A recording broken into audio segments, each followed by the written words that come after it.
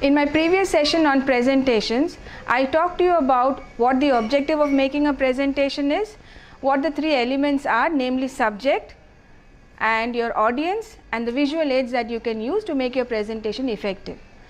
Now, most of us use PowerPoint presentations. Today I'd like to talk to you about how PowerPoint slides can be made effective and what are the pitfalls that need to be avoided while making good slides. Alright, let me move on. Now have a look at what I have put up here in my first slide. This is how we would like to have our first slide done. I have a heading and I have a number of topics which are put up here, which means that this will be the order in which I will follow my presentation. This is basically the blueprint or the skeleton of my presentation. Now why do I need this blueprint or the skeleton? It is to give the audience a fairly good idea of the extent of my topic. What are the limitations? Alright, when I am talking about something, there are so many things that can come into discussion when I am doing it. Now I need to let my audience know specifically what I am talking about, and that I can do by giving them this list. Now if I don't do this, the audience thinks that they can ask me questions on the topic and I may not have touched upon that issue in my presentation. Therefore it's good to tell your audience what you are actually going to talk about. So when I do my presentation, after my title slide, there is something that I will have here which is called the overview slide or the outline slide. Alright, what will follow after this is what I am going to show you in individual slides. I will cover maybe 2 or 3 of these topics today and move on in my next session to the other topics. What does the title slide have? What is the title slide all about? Obviously, what your presentation or your topic of discussion is going to be. So the first one is having the title and the subtitle of your presentation. If you have a smaller breakup of the topic to pinpoint what you are actually talking, then you can add a subtitle. Alright. This is followed by your name and designation at the bottom, maybe on the right or the left hand corner, depending on the design that you have chosen. You need to give your name and designation because these details are necessary when your presentation is archived or recorded for later reference, for future reference. What is your designation? If you are a student today, tell us which batch you belong to, what is your roll number or enrollment number, or in future when you are working in an organization, remember these are all professional things that you are doing. So you need to tell what your designation is so that people don't get confused with the same name and another person. Alright. To make your presentation a little authentic, you can use the logo of your organization. I said it's optional because you can also use a watermark if that is available, but make sure that the watermark is not too prominent that it hides all the details on your slides. You need to have the date of your presentation because you need to make your presentation professional, and it also needs to be recorded. As I said before, these details help in archiving or recording or documenting your presentation. I hope these points are clear with regard to your title slide. Moving on to the next slide, the next one is your outline slide. Now the outline slide, as the word suggests, consists of an outline of the topics that you are going to talk about, which means that it will be arranged, all the headings of your slides will be arranged in a serial order, and that is the order that you will follow continuously so that the flow of thought is maintained and your audience is not confused. Alright. So I have shown it in my previous slide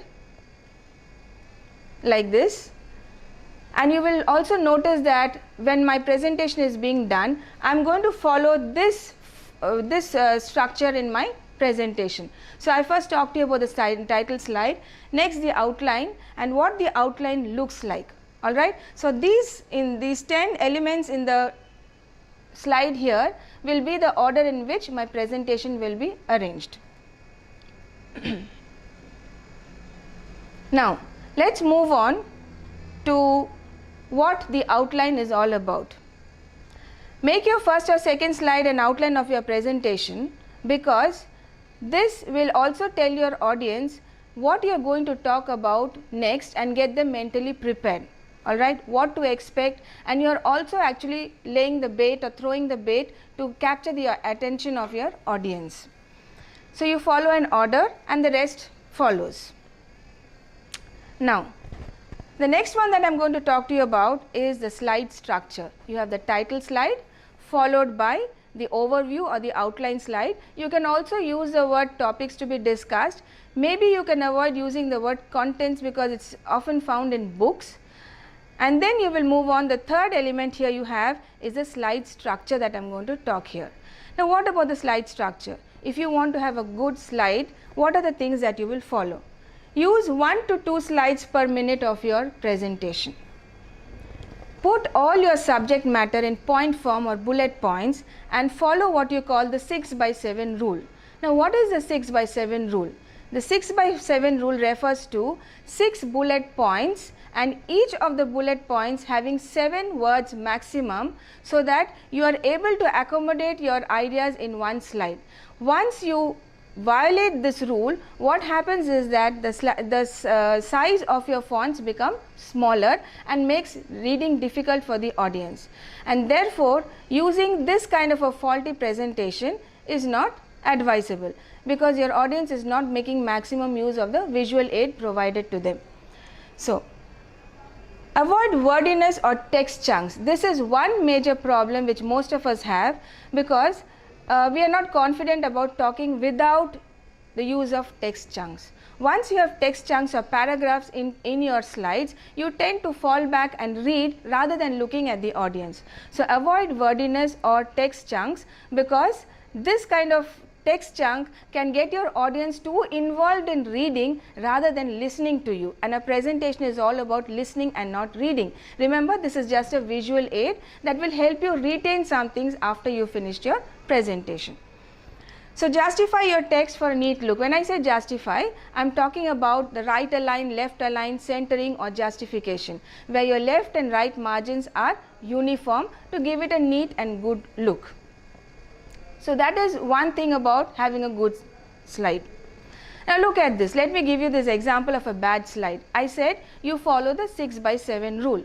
Now this clearly violates the 6 by 7 rule simply because it is a text chunk.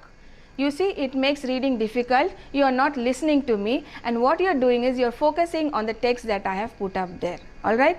Now this kind of thing needs to be avoided at any cost. Keep it simple. How do I keep it simple? Look at this example. I am giving you an example of a definition on instructional technology. This is a definition as given from one of the sources. I can simplify this, retain the meaning, and yet make it effective by using the 6 by 7 rule. How? Just look at this. If this is too detailed, look at this. Isn't this much simpler than what I showed you before? The same idea or the definition has been broken down into the 6 by 7 rule. Now look at another structure which I consider good. I say that when you have bullet points, show each of them one at a time. This is because you can hold the audience's attention each time you come up with a new point. Alright, and therefore you don't get confused yourself, you retain the flow of thought, and you also make comprehension easy for your audience. They follow you because you are clear about what you want to say, and you are going one step every time, and therefore limiting the thought so that people are able to understand what you are saying, let it sink, and then take on a new idea that you are giving them.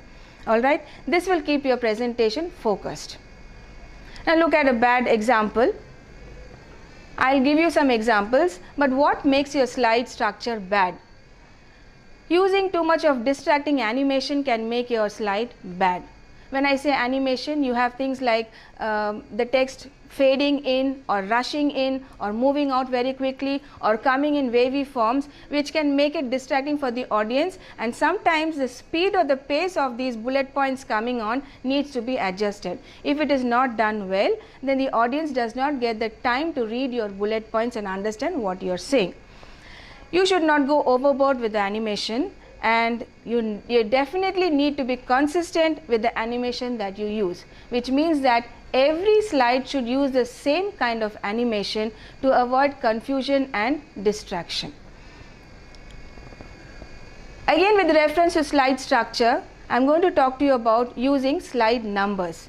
Why do you need to use slide numbers? Slide numbers need to be used because you will have to arrange your ideas in a particular order, make it clear to yourself and then to the audience. Once you are sure about what you are saying, you are assertive and confident about your views, and therefore that same confidence has to be exerted or extended in your audience also. So it helps you to move back and forth in ideas. You are clear because you want to refer to an idea before. So what you do is you go back to it because you know it belongs to slide 4 or slide 5. And what you can do is also enhance your audience's ability to understand and refer or clarify later on when they note down which slide they have clarifications or would like to contribute their own ideas. With this, I would like to stop on the slide structures and slide presentation, and I would like to move on with more pitfalls in slide presentations in my next lecture. Thank you.